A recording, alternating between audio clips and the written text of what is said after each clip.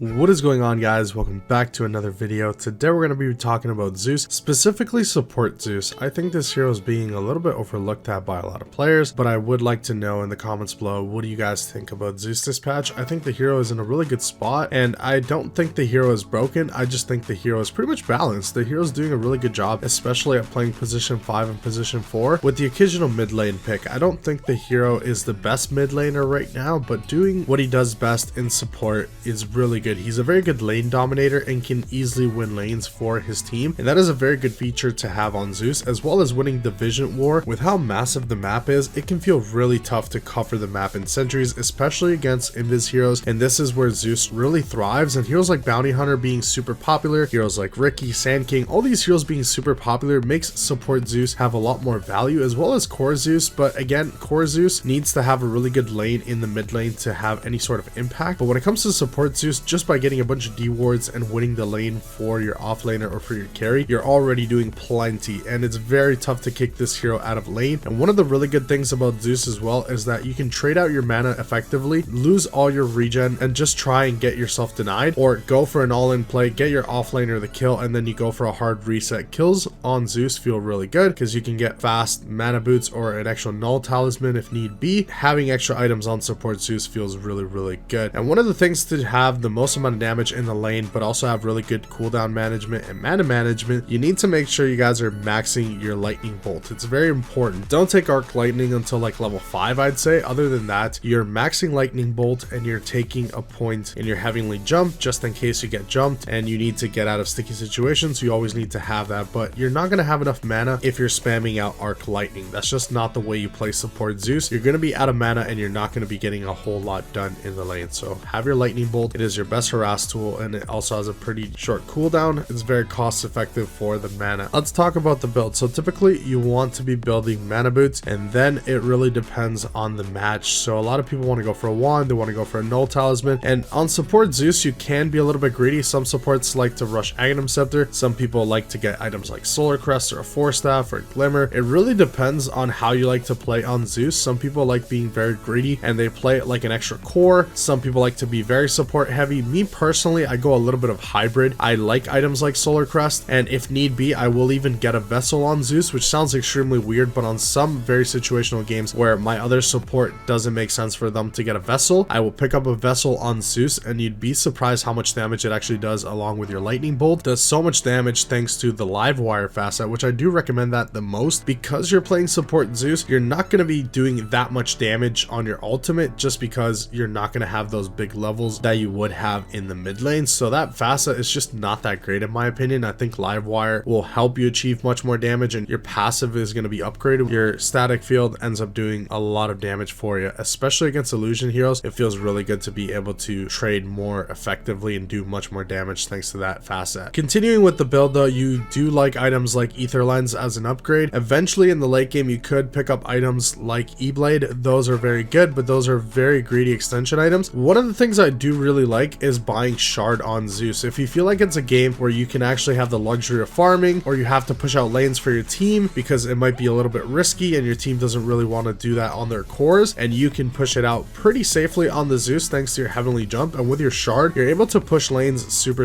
easily, and that benefits you a lot on Zeus. You really rely on having that extra little bit of space from time to time to get your extra farm, and you're also making a lot of money around the map thanks to scouting out wards with your lightning bolt. That's where a lot of your money comes from. If you know where vision is, you're going to be making a lot of gold. So if you have good map intuition and you're paying attention to where people are dropping wards and sentries, you're going to be having a lot more impact around the map. That's one of the reasons why you pick the Zeus, is to have that vision advantage, which is so important. And then to finish off your build in the late game, you're going to have your Aghanim Scepter and potentially a refresher if it goes super ultra late. That's just going to be a super luxury item. But in general, Zeus can be very versatile in the items that he likes to pick up. You could even build up auras if need be. It's not very common to build auras, but Zeus can build items like Vlad's and it'll tank him up as well and tank up the team. It does sound very weird to build a Vlad's on Zeus, but I have seen some very high level players picking that up, and it does make a lot of sense in some very situational games. It definitely can happen. That's the beauty of Dota, is that you can buy items pretty much at any point on any hero. It just makes sense as long as there's logic behind it and why you're picking up that item, and it's not an every single game type of thing. But now let's talk about some of the best matchups for the Zeus. Zeus. Some of the best ones are Riki, Sniper, Shadow Fiend, Sand King, Drow Ranger, Bounty Hunter. These heroes you do very well up against, especially all the invis heroes you do well up against thanks to your lightning bolt. You're able to scout them out and give that vision for your team. It saves you a lot of on sentries. You don't really have to carry them whatsoever. If there's someone with a diffusal on the other team, then yeah, you want to carry a few of them just in case they have some invis heroes and you really need to get that detection going, then you pick that up. But typically you're not spending a whole lot of gold on sentries because you have that lightning bolt to help you scout. But sometimes you might not have a whole lot of mana, so that's why you have an extra sentry just to help you out. You don't want to be completely out of mana just because you're constantly scouting. So don't be greedy and buy some sentries from time to time, but you're not going to be buying as much as your other supports. Some of the bad matchups are heroes like Huskar, Lone Druid, Meepo, Storm Spirit, Lycan. These are very tough heroes to go up against. Heroes like Ogre Magi as well in the lane are very tough for you to go up against. These matchups can be quite brutal, especially from the mid lane. Heroes like Huskar can dominate you early on, but as you get more levels and you increase your farm, and if you don't feed, that matchup can become quite easy for the Zeus. And if you eventually can get some rotations from your team, you're going to have a really good time in that matchup. It's not as bad as it used to be. I just think Huskar is not in a really good spot, and Zeus with the Livewire facet is just doing way too much damage for that hero to handle most of the time. So unless the Huskar snowballs, that lane should be fine for you. Throughout the game, if the Huskar is targeting you, you might have some issues. And if he gets an Aghanim Scepter, you're pretty much toast on the Zeus, so you have to really be careful on your positioning. But heroes like Lone Druid can easily run you over. Meepo obviously has to be played by a good player, but Storm Spirit can get on top of you, so can Lycan, so can any of the spirits. Zeus doesn't really like being tackled. Like, a lot of heroes that can get on top of Zeus do very well up against him because Heavenly Jump is good. It was a really good addition to the hero and it allows you to be a lot more survivable, but that's not that much of a range. So if there's a hero that has a lot of movement speed or has mobility, after the Heavenly Jump, he can easily just go and keep catching you. It's not going to be the end all be all. Some other heroes that have no catch are going to be out on a limb and Zeus is going to get away, but heroes like Spirit Breaker especially are super tough for Zeus to go up against. Generally, if I see a Spirit Breaker, I will not play the Zeus. It's just such a tough matchup. You feel like you're getting chased throughout the entire map, and no matter what, you want to be farming happily, and then Spirit Breaker just pops in out of nowhere and you just die constantly. It's just not a very good matchup for you, and it feels really tough to do anything on Zeus because you really want to stay in that back line. You want to pump out as much damage as possible. You don't really want to front line whatsoever, and Spirit Breaker just kind of puts you in a bad position. But let me know in the comments below, what do you guys think about Zeus, specifically support Zeus? Do you guys play a lot more core Zeus or support? I've been playing a lot more support Zeus and having a lot of fun and seeing how good this hero is doing. Again, I'm very happy to see that the hero's balanced. The hero's not broken or anything. The hero's just perfectly balanced, doing a good job, especially in the support line, which typically the hero does better at core, but I think this patch he's doing much better on support, which is kind of cool. It's good to see Zeus being a lot more versatile in the way you can pick him, and again, he's still getting picked quite a bit from the mid lane as well, so it's not like it's only support Zeus. They're pretty much going neck and neck and sitting between 51 and 52% win rate, which is pretty good for the hero to have. So it's a very solid thing, and the hero's in a really nice spot. Hopefully you guys enjoyed the video. If you guys learned something, consider subscribing and joining the Dota Chronicles community. I will see you guys in the next one. Thank you so much for watching.